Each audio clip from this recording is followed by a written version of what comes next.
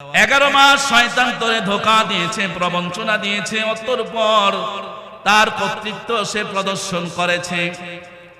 কিন্তু আমি আল্লাহ তাআলা রমজান আসার সাথে সাথে তার কার্যক্রমগুলো বন্ধ করে দিয়ে তাকে বন্দী করে ফেললাম। তুই 11 মাস ধোঁকার মধ্যে পতিত ছিলি, এখনো তোর কলিজার মধ্যে শয়তানের ধোঁকা অনুভব হয়, গুনাহের কাজ করতে মন চায়। তথাপি আমি আল্লাহ তাআলা তোর জন্য রাস্তাটা খুলে দিলাম। শয়তান এখন বন্দী।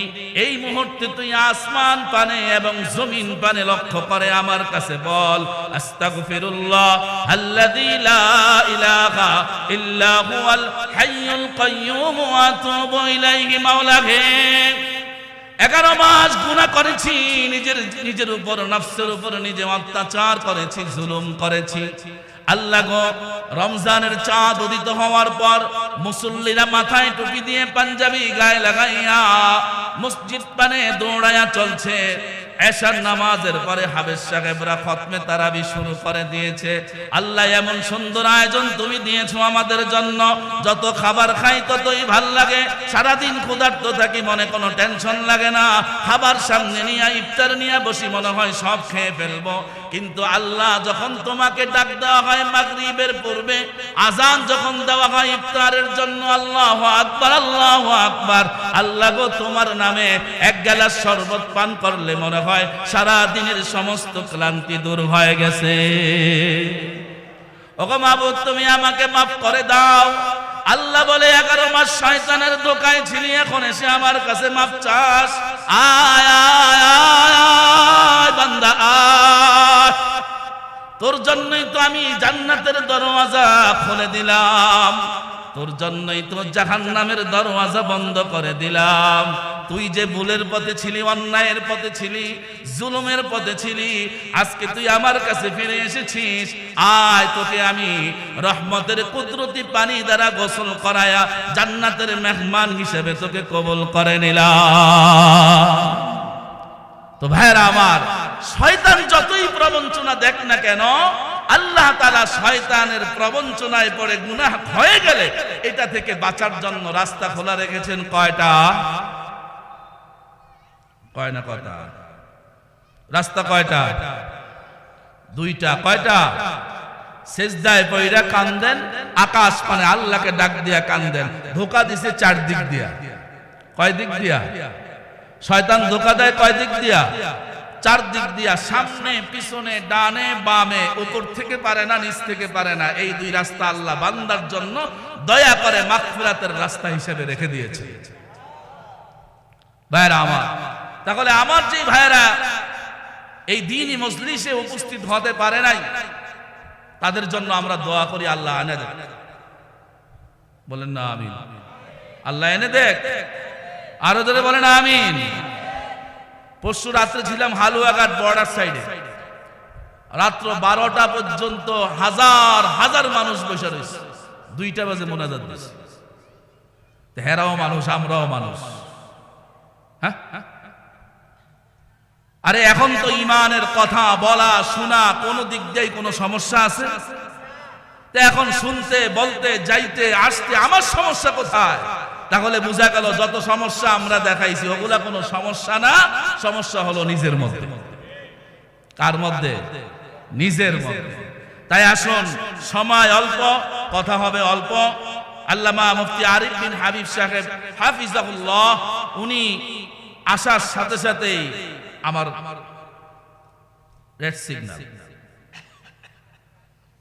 তো হযরত রাস্তায় আছেন, পথে যানজটের কারণে একটু দেরি হচ্ছে।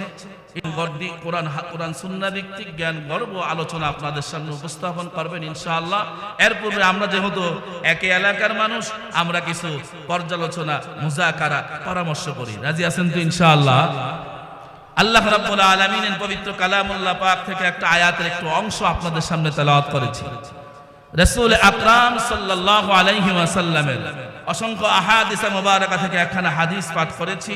তেলাওয়াতকৃত আয়াতের অংশকে সামনে নিয়ে, পাঠকৃত হাদিসকে সামনে রেখে অল্প কিছু কথা বলার চিন্তা চেতনা অভিপ্রায় আমাদের তৌফিক দিবেন আল্লাহ। ওমা তৌফিকি ইল্লা বিল্লাহ। আমরা সকলে বলি আমিন।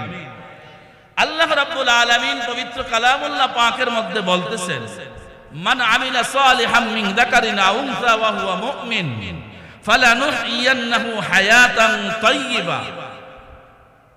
নারী হোক আর পুরুষ হোক, নেক কাজ যেই করবে আল্লাহ তাআলা তাকে দুনিয়ার জীবনটাও সুন্দরময় জীবন দান করবেন, পরকালীন জীবনে তার জন্য রেখেছে চমৎকার উপহার। এটা নারী হোক আর পুরুষ হোক। ভালো কাজ নারীও করতে পারে, ভালো কাজ পুরুষও করতে পারে। জান্নাত আল্লাহ নারীকেও দিবেন, পুরুষকেও দিবেন। তো ভালো কাজ করার প্রত্যয় নিয়ে আমরা সকলে এখানে উপস্থিত তো ইনশাআল্লাহ। সবাই ইনশাআল্লাহ বলেন তো। আল্লাহ তাআলা কবুল করুক, আমরা বলি আমিন। তো নারী পুরুষ, তবে সমাজ, সুন্দর সমাজ বিনির্মাণে ইসলামী এই সমাজ ব্যবস্থাপনা আমাদের সামনে পর্যন্ত আসার ক্ষেত্রে পুরুষের যেমন অবদান আছে, তেমনি নারীর অবদানও কোনো অংশে কম নয়। কথা বুঝেছেন? পুরুষের অবদান যেমন আছে, নারীর অবদানও কোনো অংশে কম নয়। ধরেন, নারী যদি নেক আমল করে, নারীটা কত দামি হয়ে যায়।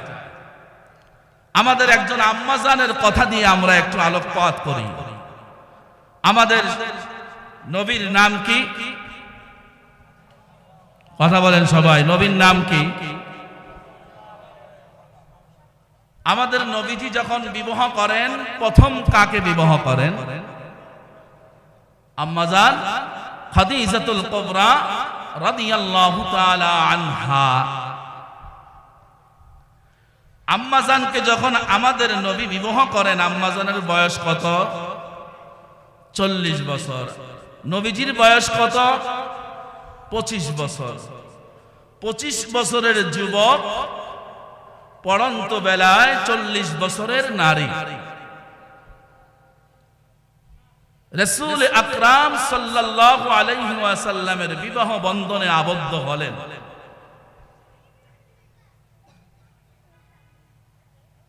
আম্মাজান খাদিজাতুল কুবরা রাদিয়াল্লাহু তাআলা আনহা। লম্বা চড়া ইতিহাস বলা আমার উদ্দেশ্য নয়, বলার সময় নেই।